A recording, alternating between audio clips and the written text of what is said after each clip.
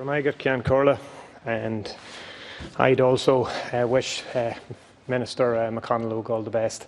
Okay, look, I had a whole sheet of notes in relation to this, and every time that I wrote something down, I changed it just because the whole process, my whole involvement with this issue just here makes me angry because we've never got to a solution.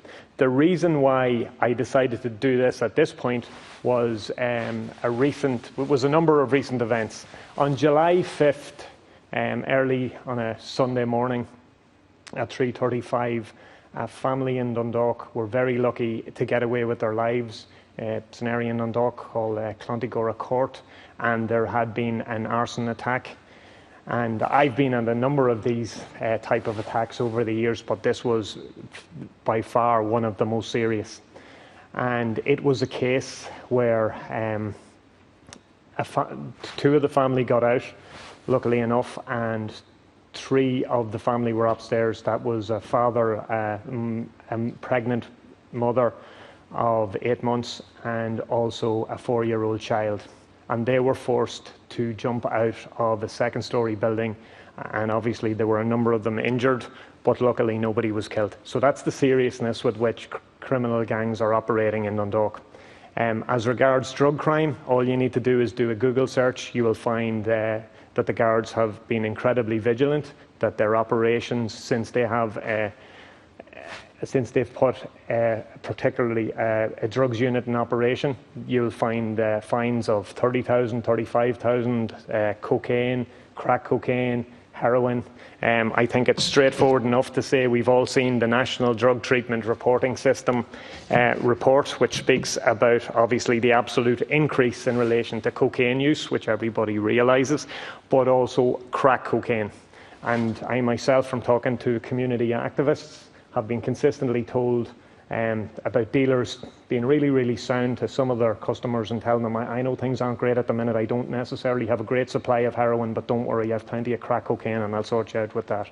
But that's the reality that we're looking at, particularly in working class areas where we have drug dealers that have been in operation for many years, and we've had an absolute failure by the state to deal with them. Now, I absolutely welcome the operations that have been carried out lately, and in all my dealings with the Gardaí, I am incredibly happy that they are utterly focused. Now, you will never have a meeting with Gardaí where they won't talk about the need for more resources. In relation to this particular attack and a previous attack that happened in my own estate where a Garda's home was attacked, I have to commend not only the neighbours that were very vigilant and called the fire services, who were spectacular, but also that the Gardaí are putting operations in place and that they are carrying out the necessary investigative work and bringing it to a conclusion.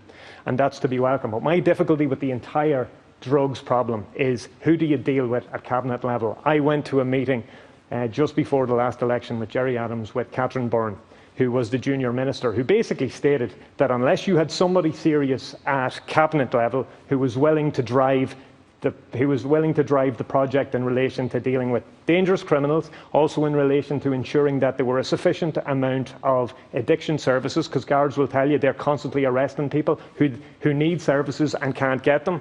You know, we'll all talk about the likes of the Family Addiction Support Network. These are vital services that are not in any way funded, and we need to, and this crosses housing, it crosses health, it crosses education, it crosses justice, because we can't allow these dangerous criminals to operate. So I really need that the government put somebody in charge. I welcome what's going to be done in relation to a citizens' assembly, but we already know what needs to be done. Right. In Thank you, Deputy O'Murricu. Minister. Thank you very much, Ceann Comhairle and Deputy O'Murricu, and thank you both for your good wishes on my recent appointment as well. And on my own behalf and on behalf of Minister McEntee, I'd like to thank Deputy O'Murricu for raising this very serious matter on the floor of the Dáil here today. And let me begin, Deputy, by condemning outright the criminal damage by fire attack on the family on the Sunday, the 5th of July in Dundalk, County Louth, and the terrible distress to them and to all members of the family, the terrible danger that they found themselves in and the terrible distress that has caused to their local community as well. An Garda Síochána is conducting a full investigation into this matter, and deputies will appreciate that as a result of that I'm limited in what I can say in response here. An Garda Síochána arrested 4 men on Monday last, the 13th of July, in connection with the incident.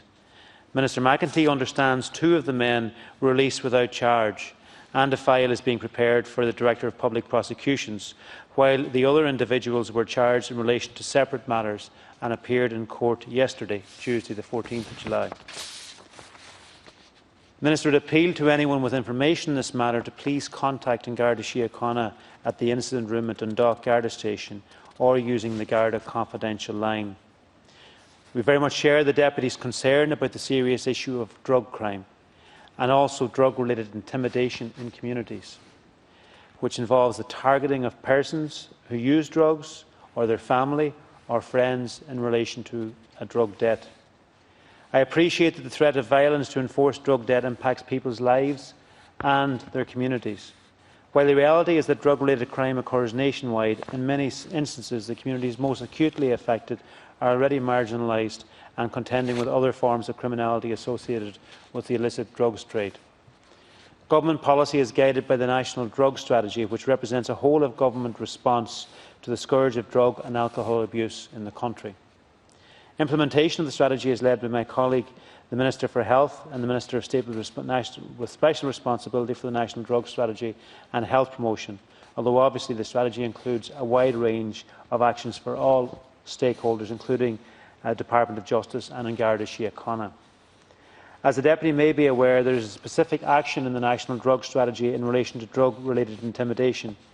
An Garda Síochána, in partnership with the National Family Support Network, has developed the Drug-Related Intimidation Reporting Programme, which is now being implemented on a national level since 2013 to respond to the needs of drug users and family members who may be subject to the threat of drug-related intimidation.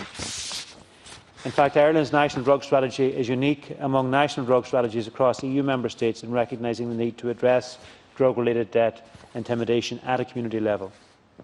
In conclusion, to my first response to you, Deputy O'Murrochú, recognising that the issue of drug use and drug-related crime in communities is a complex and multifaceted one, the Deputy, I know, may be interested to know that the Greentown Project, a research project examining the recruitment by criminal networks of children in Ireland and to make recommendations for their interventions to disrupt children being lured into criminality.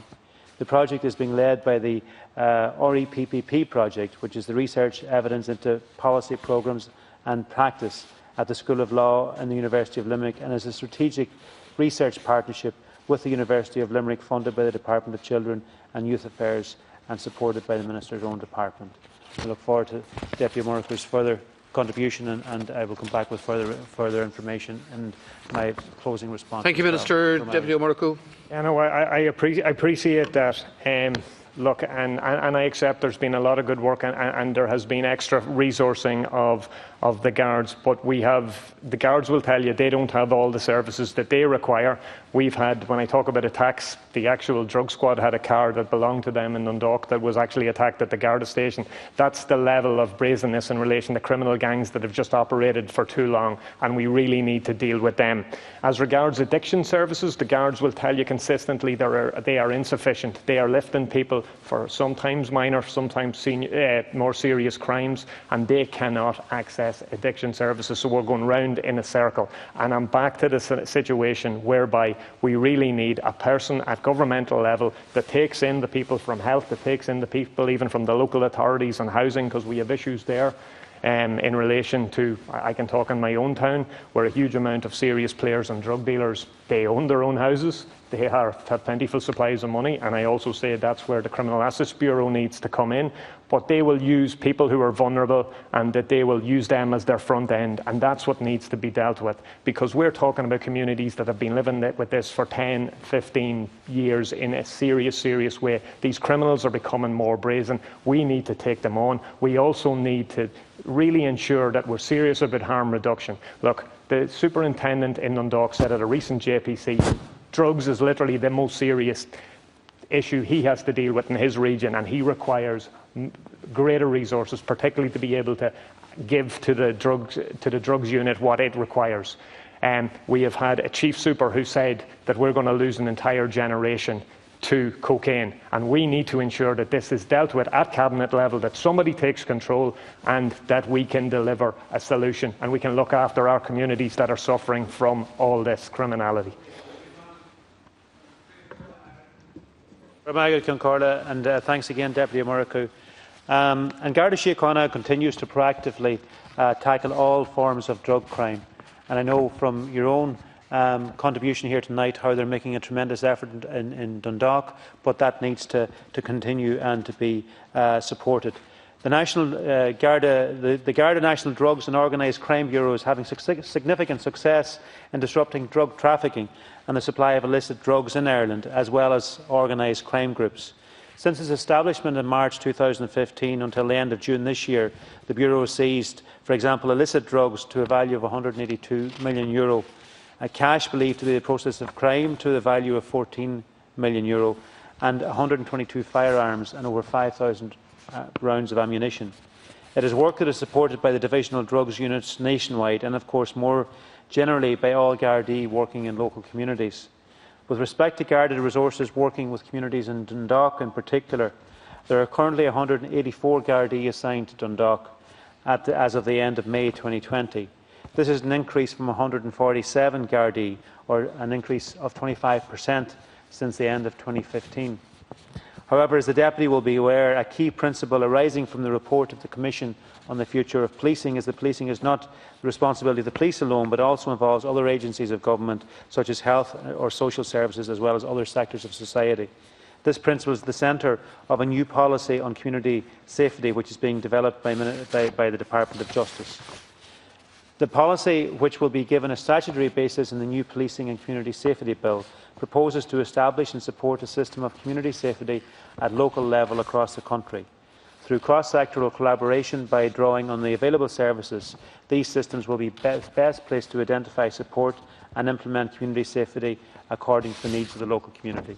So we very much hear your contribution here tonight. We're very much aware of the serious issues at play, and I can assure you, Deputy Murricu, that working with and supporting the Garda Síochána and working within government, that we will be doing all we can to try and ensure that this issue is addressed in every way possible.